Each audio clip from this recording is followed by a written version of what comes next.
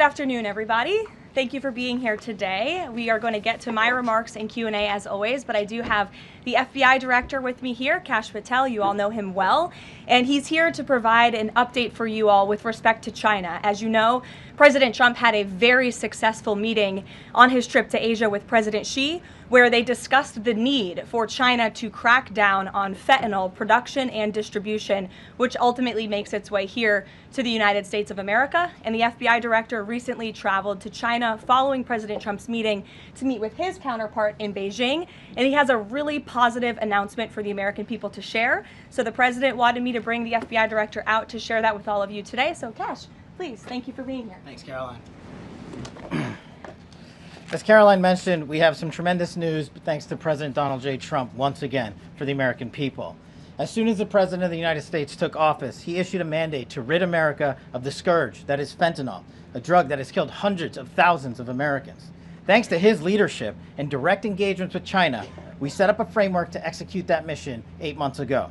Attorney General Bondi immediately thereafter took steps to engage her counterpart in China at the Ministry of Public Security. Pursuant to their direct discussions, as the FBI director designated to run counterpoint on this, along with the Secretary of State Rubio and Ambassador Perdue and the team here at the White House, we set forward a path to implement the policy needed to crush the plague of fentanyl. Deputy Attorney General Blanche and our teams have been hard at work ever since, ultimately culminating in my trip to Beijing last week. This was only possible due to President Trump's historic engagement with President Xi just a few short weeks ago that set the stage for today's announcement. At that meeting, the leaders reached an agreement. But just to put this in frame for the American people, a reminder here that nearly 100,000 people died of fentanyl overdoses just last year alone.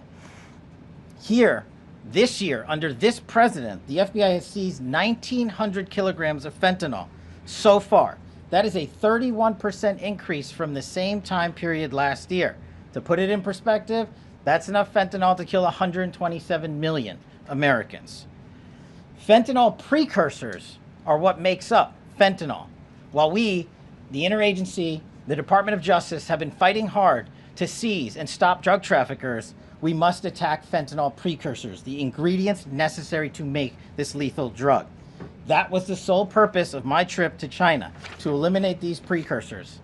And if successful, we would suffocate the drug trafficking organization's ability to manufacture fentanyl in places like Mexico. This was the first time an FBI director has been to China in over a decade and received the audience with his counterpart to address this matter directly.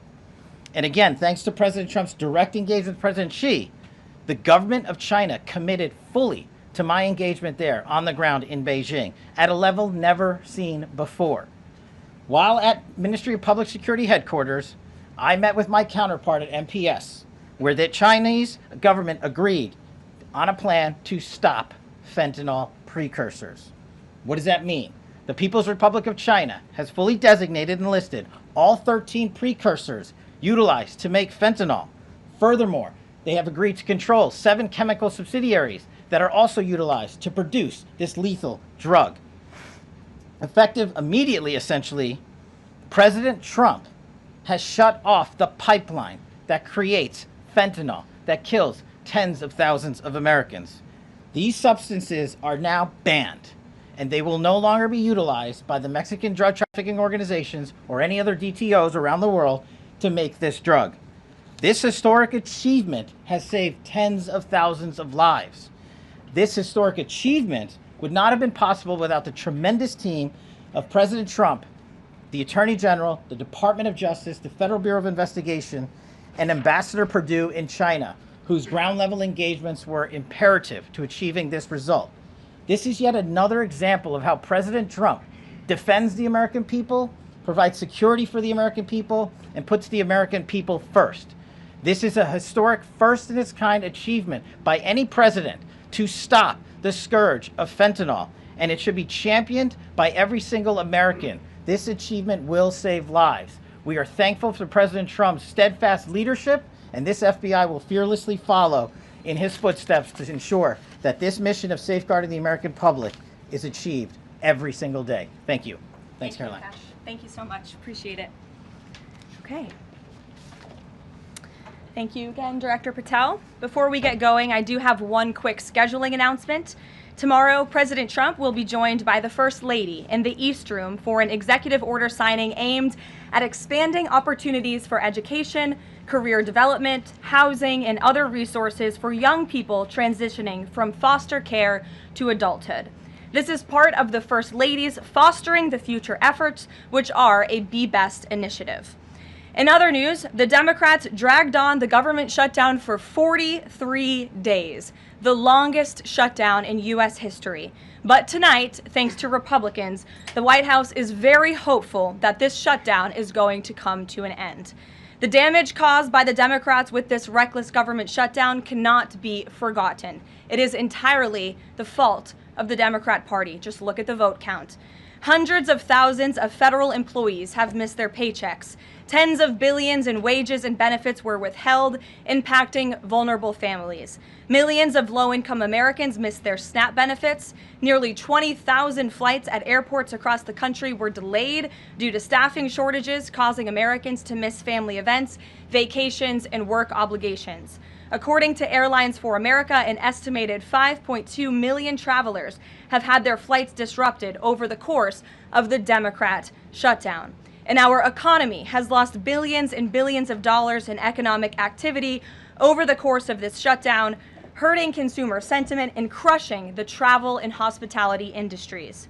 According to a CBO estimate, the Democrat shutdown could end up decreasing fourth quarter economic growth by 2 whole percentage points.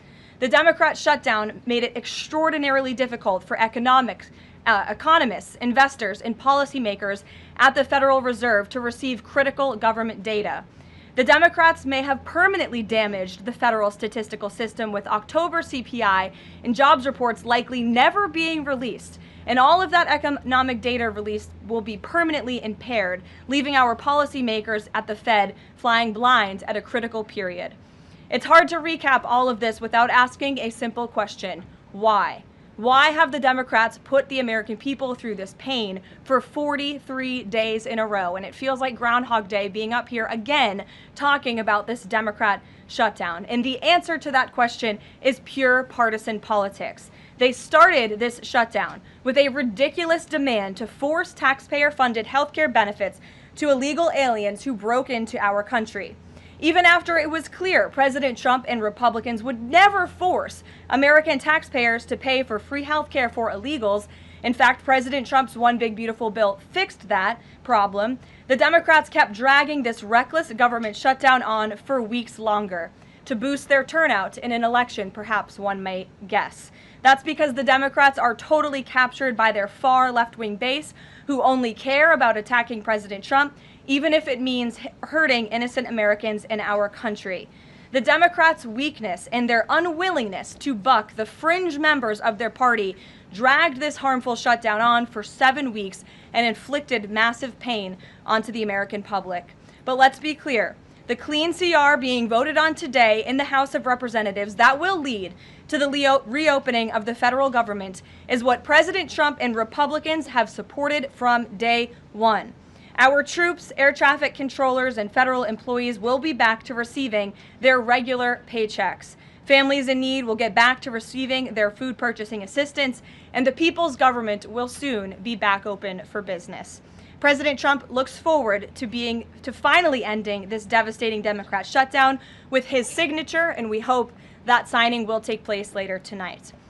On another matter, I want to address the affordability issue that's received a great deal of media attention this past week, which is ironic because it didn't receive that much attention when Joe Biden was here and inflation was at a record high 9%, the worst inflation crisis in modern American history. And President Trump won a landslide election in part to address the affordability issues created by Joe Biden and the Democrats. And that's exactly what President Trump has done since day one of his administration. Since the first day in office and every day since, the Trump administration has taken aggressive action to fix the Biden-created cost of living issues.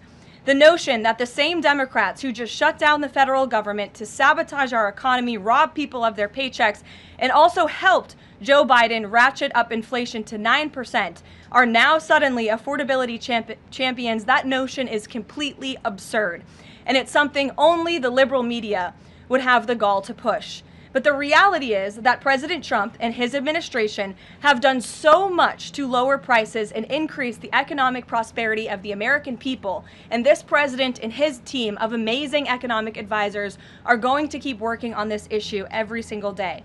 In less than 10 short months, President Trump signed the largest middle-class tax cuts in American history, including no tax on tips, overtime, and Social Security, which will guarantee that next year Americans are going to put more money back into their pockets. The president has completely unleashed American energy dominance to help bring gasoline prices to the lowest in 5 years, and we expect them to continue to decrease.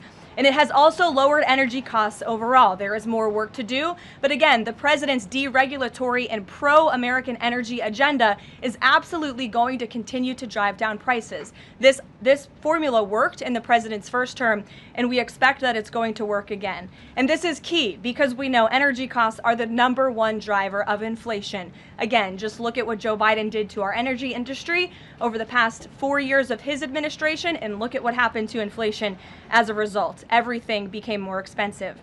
To lower prescription drug prices and healthcare costs, the president has been working around the clock on this issue. He is obsessed with negotiating these good deals on behalf of the American people to bring down pharmaceutical costs and drug costs for Americans, and he has done so on a number of fronts. You have seen him discuss that in the Oval Office several times. To fuel small businesses, lower their costs, and incentivize hiring, the Trump administration has already cut 30 unnecessary regulations for every new one on the books, which we know will save employers and small businesses across the country thousands of dollars in regulatory burdens. All of these pro-Trump policies are working, and they will continue to work. Wages are rising at the fastest pace of the start of a presidential administration in 60 years.